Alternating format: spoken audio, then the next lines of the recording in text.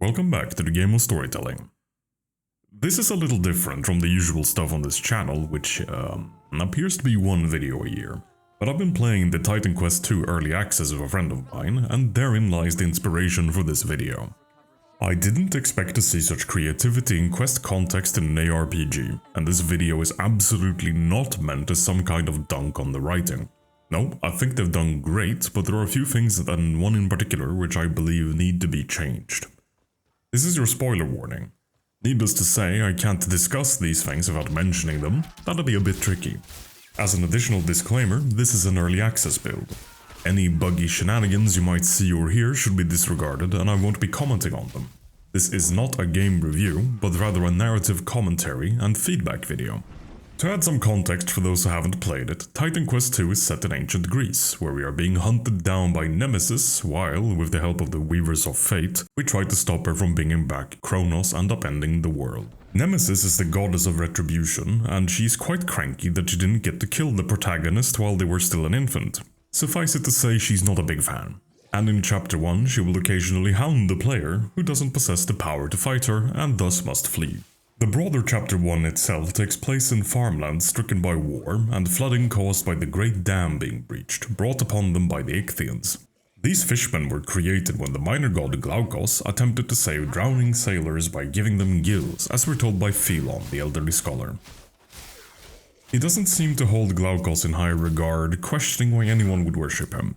Almost everywhere you go, you can find evidence of Nemesis's actions harming the people, from soldiers fighting to defend their homes to starving refugees who've nowhere to run.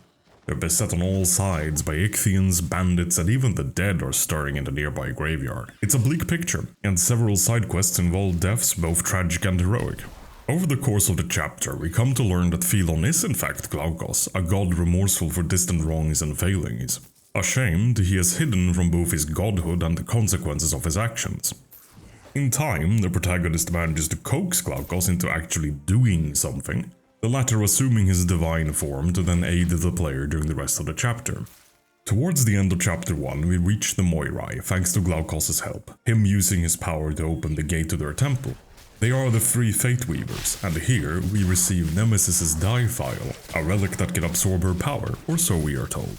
We also receive another prophecy, yet whether or not we will be able to fulfill it remains to be seen. To summarize before we move on, in Chapter 1 we are given an effective demonstration of the damage Nemesis is causing and how we cannot fight her directly, which in turn illustrates what's at stake. We don't yet have explicit confirmation that the Ichthyans serve Nemesis, but their sudden attack coming in the wake of her emergence implies it. Nemesis remains a threat on the horizon that until now couldn't be beaten, but now, maybe, we have a chance. The final outcome still uncertain, we move on to Chapter 2.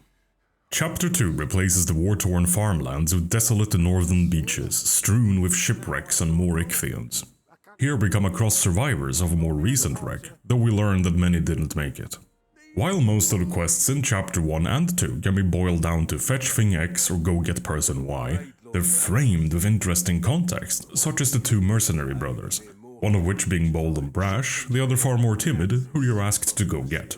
They're not just standing around somewhere, they're scaling a mountain to go steal treasure from a griffin. As you follow them, they too keep moving up the mountain, having plenty of disagreement on whether or not it's a good idea along the way. It's simple, but very effective at adding flavor to the world, and making even the characters with a very light presence in the story feel more like human beings as opposed to things you go get for quest rewards. Throughout Chapter 2, we're mostly fighting Ichthyans, though there have been two developments. The more shark-like, brutish and larger variant appears, along with undead Ichthyans created by their necromancers. Finally, we confirm that they do indeed serve Nemesis and, via the Die File, we collect some traces of her power left scattered around the area.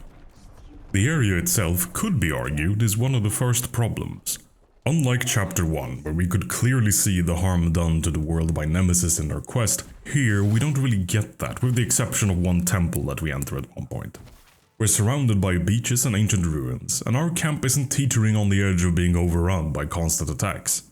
However, a valid counterpoint to that is that it offers variety from Chapter 1, and I personally enjoyed the vibrancy of the coastal environment. As such, I don't really consider this a big issue, but rather something where there are a few equally valid approaches to the matter. What I do consider a big issue, however, is Glaukos and the conclusion to the chapter, particularly the encounter with Nemesis. During the chapter, Glaukos explains that when he was a young god, he made a terrible mistake which resulted in Scylla, a nymph, being transformed into a man-eating monster by Nemesis' magic, killing and eating sailors to sate endless hunger. Glaukos believes we can use the die file to revert the transformation and restore her to her original form to then receive her help. And that's the goal of the chapter. So far, so good, no issues with that. When we finally progress to the point where we are making our way to Scylla herself, we come across a door, much like the one leading into the Temple of the Moirai that Glaukos opened for us in chapter 1. But here, he stops. He looks at the door, makes no effort to open it, and instead scampers off to the left. What follows is this god being absolutely baffled by the concept of a lever, struggling to pull it while we're killing some skeletons that spawn in. While we're already aware that Glaukos isn't on the same level as the gods of Olympus, seeing him in his god form struggling with a lever, when the very first interaction the player has with him while he's in his human form, Phelon, involves him instructing us to use a lever, comes across as comical but not in a good way. It feels misplaced, and it is difficult to buy into the idea that this guy, who recently opened the door to a temple only a select few beings in existence could, now barely manages to scrape by with a win in a battle against the lever. But he does end up victorious in the end, and we enter. The second issue, which is by far the biggest and the one in the most dire need of changing, is that shortly thereafter Nemesis loses all of her fangs as an antagonist. Having been separated from Glaukos by collapse within the temple, for the first time in a while, Nemesis herself confronts the player. She monologues for a bit and then proceeds to attack. Only for the die file to nullify it completely. That, along with Nemesis herself explicitly telling us that she cannot harm us, completely destroys her as an imposing obstacle that the player must grow to overcome. Later on, she goes on to make a few threats that we'll regret not having died a clean death and all that. But how could one possibly take her seriously at that point? If her attacks cannot harm us, and I cannot stress this enough, even by her own admission, then what are the stakes? Aside from others being in danger, which is of course still a valid cause for tension, we as the player now feel no direct threat towards ourselves from the main antagonist of the game up until now, and presumably in later chapter as well. Her threats now feel much like watching an elderly chihuahua barking at an adult polar bear. It's simply laughable. That being said, she does do the classic villain thing and go after those around us. In fact, she ends up killing Glaukos. This could be sad if we hadn't learned the truth behind Scylla's transformation on our way here. As we try to catch up to Glaukos, who had to take a different route at one point due to the earlier collapse, Nemesis shows us visions of the past. Here we see how Glaukos was in fact in love with the nymph Scylla, but when he confessed his feelings for her, she rejected him. Not harshly or cruelly, but she did reject him. Glaukos then did what any responsible god would do and walked up to Nemesis demanding that Scylla be punished. Now, this could simply be a lie on Nemesis' part, but Glaukos' and later Scylla's reactions more or less confirm that Nemesis did indeed show us the truth. It is difficult to explain just how horrific a fate this has been for Scylla for who knows how long, so I'll let her explain it. I remember everything. Every crunch of bone between my teeth. Every sailor's scream. The taste of their meat on my tongue. Now, Glaukos' actions are pretty much in line with how we see figures in Greek mythology. Many of them are petulant, arrogant, disagreeable children in godly form. Many of them do cause incredible harm through callousness or anger, whether intentional or not. Now, I personally grew to dislike Glaukos over this, but we have already learned previously that he has done a lot of good in his time. He has tried saving people, he has succeeded in saving many. He died trying to make things right. Overall, he did an absolutely reprehensible thing, but ultimately he fought Nemesis herself to try to save Scylla. All in all, I think Chapter 2 does do rather well, but there are some changes I would make in order to make it feel more connected to what's going on. Glaukos is an interesting character in how problematic he becomes.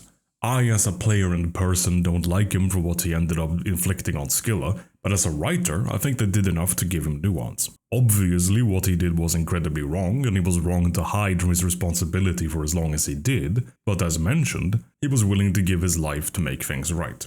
It naturally doesn't undo the harm he has already caused, but he's very clearly not some irredeemable scumbag. I like his character arc and I wouldn't change it. Now, as for what I would change, firstly, I'd have the Ichthins attacking the camp on a regular basis. Make it feel as though they're trying to exterminate Nemesis' enemies. This is a minor thing, but it would do more to make the world feel like it's becoming a hostile place out to get us specifically. Secondly, when entering the temple, I would scrap the lever interaction entirely. Instead, I would have Glaukos attempt to open the door in the same manner he did when entering the Temple of the Moirai in Chapter 1, but it doesn't work. Confused, he stands there, trying different things while also encouraging the player to see if they can find a way in. In the meantime, he's actively trying different ways to open the door, much like how Gandalf tries to open the entrance to Moria in Lord of the Rings. This prevents him from being reduced to a comic relief moment right before the climax that the entirety of Chapter 2 has been building towards. Thirdly and most importantly, I would scrap the direct confrontation with Nemesis. If I could make one change and only one, I would change that. We cannot have a moment where we are told directly and in no uncertain terms by the main threat that it cannot harm us. Granted, it makes sense from the perspective that we've used the die file to absorb remnants of our power elsewhere, but this renders her completely toothless. I wouldn't set up such a moment even in the very finale of the game if Nemesis turns out to be the final boss fight, as the player only winning through the die file going "nuh-uh" to Nemesis' attack would feel cheap. Instead, she could go after Glaukos right away, while she has one of her lieutenants fight us. Then, while we're battling this enemy, Glaukos is killed. There's a problem with this though. If Nemesis is here in the temple in the first place, the question remains, why doesn't she just kill us? Then we end up with the only solution available, the die file saves the player, and we're right back to square one. Except we don't have to be. If we change things to have Glaukos watch our backs while we save Scylla, he can still have his moment of redemption as he dies fighting Nemesis. While he is buying us as much time as he can, the player fights and saves Scylla, breaking the curse. During the battle, we might be able to see, or at least hear, Glaukos struggling to fend off Nemesis, which adds even more tension to what I, by the way, think is the most fun boss fight in the game so far. As we do so, Glaukos is killed. Then with Scylla's help, we flee before Nemesis catches us, and only after we do so can we have a slow moment to talk with her, explain what happened, and learn her side of the story, to discuss the plan. This way we can have Nemesis actively trying to stop us, Glaukos gets to try to make things right, all without undermining Nemesis as a threat. If anything, it reinforces her. Glaukos, presumably the strongest being actively on our side against Nemesis, an actual god, dies without being able to do anything more than buy us time. Even he fails to stop her. While these changes would require work, I believe they're feasible. They wouldn't require much in the way of changing the game world or assets, other than removing the lever and possibly designing a puzzle or more intense combat encounter for the player to beat to open the door. The rest is simply rearranging where the NPCs are at certain times and redoing the dialogue accordingly. This all being said, naturally I have no idea what Chapter 3 contains, as it hasn't been released yet, so there might be some subversion of expectations planned where Nemesis counts on our overconfidence to lure us into some kind of trap where the die file is taken away or destroyed. That would certainly work, but what doesn't work is decoying her in Chapter 2. It removes our personal stake, defeating the thing which is trying to kill us, to some extent. Not fully, as we still need to stop her from bringing Kronos back, as then she'd have a rewind time to make us never exist, and that's a bit of a hiccup. But even with that in the back of my mind as I was playing through the rest of Chapter 2's conclusion, I just could not take her seriously anymore. Again, if I could change just one thing, I would change this. To conclude, again, I think the writers have done a very good job overall. I'm consistently entertained by the side quests and I find myself immersed in the narrative of both the main quest and the optional ones. I feel invested in this world and in stopping Nemesis.